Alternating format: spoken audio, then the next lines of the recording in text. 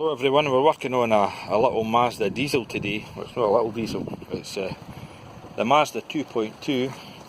So the customer's complaint is, well, it's my friend, he's not a customer, it broke down on the motorway. He said the engine oil light came on and it never went again after that. So as always, the battery's flat, it's in a bad way, and I just wanted to do a quick check to see, this actually rules out two birds with one stone. So I wanted to see if I had enough fuel pressure in the rail. So the telltale sign is if the injectors flash. So here's a simple method. So if these injectors flash, I have enough pressure in that rail, and it must be another reason it doesn't start. So I'll let you see it. Hopefully I can catch it.